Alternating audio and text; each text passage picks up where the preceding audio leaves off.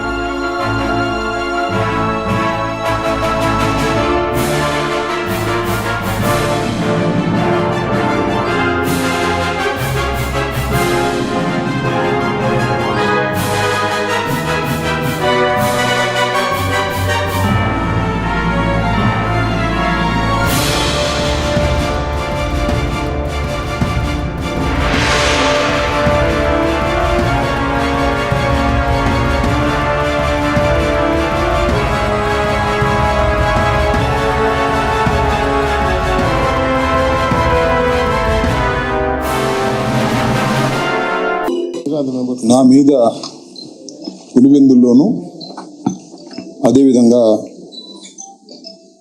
వేంపల్లిలోనూ 2 కేసులు రిజిస్టర్ అయిన సందర్భంగా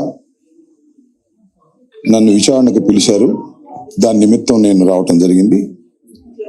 నా ప్రీతమ నాయకుడు దివంగత రాజశేఖర రెడ్డి గారి సమాధిని సందర్శించుకొని ఒక ప్రతిజ్ఞ చేయాలని నిర్ణయించుకున్నాను. ఇప్పుడు కాపుకుల టైగర్ అంబటి రాంబాబు ఒక ప్రతిజ్ఞ చేస్తాడండి. ప్రతిజ్ఞ అంటే నిన్న టీడీపీ వాళ్ళు టీడీపీ ఓత్ తీసుకున్నారు కదండి. ఎయిటర్ ఒకసారి వేయండి ఇక్కడ. తెలుగుదేశం పార్టీ ఆశయాలకు పవిత్ర లక్ష్యాలకు కట్టుబడి ఉంటూ పార్టీ సభ్యునిగా క్రమశిక్షణతో ప్రజాసేవాభావంతో మనస వాచ కర్మేణ నిరంతరం పాటుపడుతూ అంటే మొత్తం ఓత్ వేయలేము, ఎందుకంటే టైం డ్యూరేషన్ ప్రకారం. అలాగే వీళ్ళకి ఒక ఓత్ సెరమనీ ఉండదు, పాడుండదు. జగన్మోహన్ రెడ్డికి అసలు నేషనల్ యాంథమే రాదు, వాళ్ళ పార్టీ వాళ్ళకి అది కూడా రాదు. ఎయిటర్ ఆ ముక్కలు కూడా వేయండి ఇక్కడ. జై హిమాచల యమునా గంగా ఉచ్చల జలధి తరంగా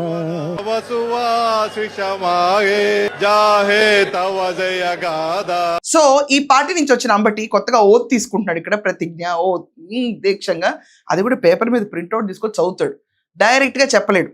సో మళ్ళీ అంట జగన్మోహన్ రెడ్డిని పవర్లోకి తీసుకురావడానికంట అంబటి రాంబాబు చాలా కష్టపడతాడంట. అతను వెళ్ళిందేమో అతని కేసు విచారణకి, అది కూడా ఇప్పుడున్న ముఖ్యమంత్రిని బూతులు తిట్టి, దాని తర్వాత ఈ బూతులు తిట్టిన అంబటి రాంబాబు నెక్స్ట్ టైం జగన్మోహన్ రెడ్డిని ఇదే రకంగా బూతులు తిట్టుకుంటూ పవర్లోకి తీసుకొస్తాడు. ఏనండి ఆ ఓత్ ఎలా ఉంటుందో. ఈ ప్రతిజ్ఞ రాజశేఖర రెడ్డి గారు పాదయాత్ర ప్రారంభించినప్పుడు మేము ఆయనతో పాటు నడవటానికి ప్రయత్నం చేసినప్పుడు ఎక్కువ దూరం నడవలేము అనుకున్నాం. కానీ చేవెళ్ల నుంచి ఇచ్చాపురం వరకు నడిపించే ధైర్యాన్ని ఇచ్చినటువంటి రాజశేఖర రెడ్డి గారు ఈ పోరాటంలో కూడా నాకు ధైర్యాన్ని ప్రసాదిస్తాడని హృదయపూర్వకంగా వారిని ప్రార్థిస్తున్నాను. ధన్యవాదాలు. సాధ్యపడని అసత్యపు వాగ్దానాలతో రాష్ట్ర ప్రజలను మోసం చేసి అధికారంలోకి వచ్చిన కూటమి ప్రభుత్వాన్ని ప్రజాస్వామ్య పద్ధతుల్లో కూల్చి వైఎస్ఆర్ కాంగ్రెస్ పార్టీ అధినేత వైఎస్ జగన్మోహన్ రెడ్డి గారిని అధికారంలోకి తీసుకొచ్చేంత వరకు అలుపెరగని పోరాటం చేస్తామని, ఈ పోరాటంలో ఎన్ని కుట్రలు, కుతంత్రాలు, దాడులు, కేసులు, జైళ్లు ఎదురైనా ధైర్యంగా పోరాడతామని వైఎస్ రాజశేఖర రెడ్డి గారి సాక్షిగా ప్రతిజ్ఞ చేస్తున్నాను. ఇది ప్రతిజ్ఞ అండి. అంటే మమ్మల్ని కేసుల్లో పెట్టినా, మమ్మల్ని జైలు, అంటే వీళ్ళు ఎవరి కోసం ఈ ప్రత్యేకంగా రాజ్యాంగాలు రూల్స్ ఎవరు రాయరండి. వాళ్ళే కేసులు జైల్లో పెట్టించే స్థితి తీసుకెళ్తారు. అండ్ ఇన్ఫాక్ట్ జగన్మోహన్ రెడ్డి అయితే తప్పించు తిరుగుతున్నాడు, కానీ లేకపోతే అతని పైన ఉన్న కేసులకి లండన్లో పర్యటించడం ఏంటండి. Anyways, that is shifting a part of topic. Main టాపిక్లోకి వస్తే, వైసీపీలో ఉన్న ప్రతి ఒక్కరికి ఈరోజు సబ్జెక్ట్ కాంటెక్స్ట్ ఏం లేదు. అంబటి రాంబాబుకి ఆ పార్టీ నుంచి పెద్ద మద్దతు లేదు. ఒంటరి అయిపోయిన అంబటి ఈరోజు ఏదో ఒక రకంగా లైమ్ లైట్లో ఉండాలనుకుంటున్నాడు. పులివెందులకి తనకు తాను వెళ్ళి అక్కడ రాజశేఖర రెడ్డి గారి సమాధిని సందర్శించుంటే ఎంతో కొంత కృతజ్ఞతాభావం నీకు ఉందని అర్థమై ఉండేది. పులివెందుల్లో నీ పైన కేసు రిజిస్టర్ అయినప్పుడు అది ఎదుర్కోవడానికి వెళ్ళి అక్కడికక్కడ సమాధికి పూలు జల్లి ప్రతిజ్ఞలు చెప్తే ఎవడు నమ్ముతాడు?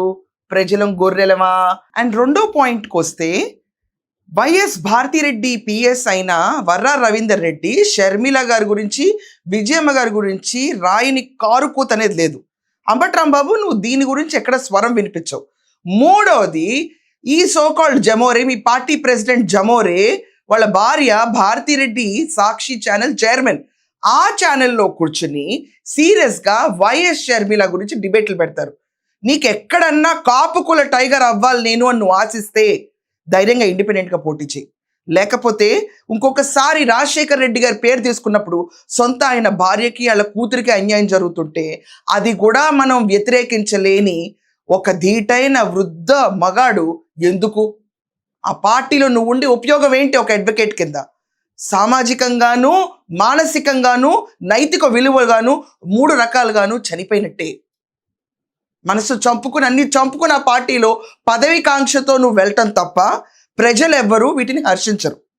లేదు, వీళ్ళు చేస్తున్న తప్పు రాజశేఖర్ రెడ్డి గారి ఆత్మ బాధపడుతుందని నువ్వు నమ్మితే గనక, ఎందుకంటే వింటున్న మాటలు నువ్వు హర్షిస్తావా? బట్టి వర్రా రవీంద్ర మాటలు హర్షిస్తారా? అయినా కూడా మీరు సాక్షి కోసం ప్రాపగేట్ చేస్తారు. జగన్ సీఎం కావాలని కోరుకుంటారు. ఇది హర్షణీయమైన మీరు అనుకుంటే కంటిన్యూ అయితే మీకు నెక్స్ట్ టైం ఎన్నికల్లో ఓట్లు పడవు. రాసి పెట్టుకోండి. లేదు, నేను ఇండిపెండెంట్గా బయటకు వచ్చి పోటీ చేస్తే చెయ్యి. కొన్ని ఓట్లను వస్తే తర్వాత ఇంకొకసారి అన్న స్కోప్ వస్తుంది. ఈ పార్టీలో ఉంటే ఇలాంటి ప్రతిజ్ఞలు చదివితే జనాలు నవ్విపోతారు, పట్టించుకోవడం మానేస్తారు, సీరియస్గా కన్నెర చేస్తే ఓట్లు పడవు. సో ఏమంటారండి ఈ ప్రతిజ్ఞను చూసిన తర్వాత? ఇది నిజమైన నైతికమైన విలువలతో కూడిన విశ్వాసమా రాజశేఖర్ రెడ్డి గారి పట్ల? లేకపోతే అక్కడ పులివెందులు వెళ్ళినప్పుడు అక్కడ సమాధికి వెళ్ళి దర్శించుకుని అక్కడికక్కడ ప్రింటెడ్ చదివేసేసి ఇదే నా ప్రతిజ్ఞ అని చెప్తే వీటి గురించి ఏమంటారు మీరు? మీ ఒపీనియన్స్ కమెంట్స్లో రాయండి. That's all for now. Thank you.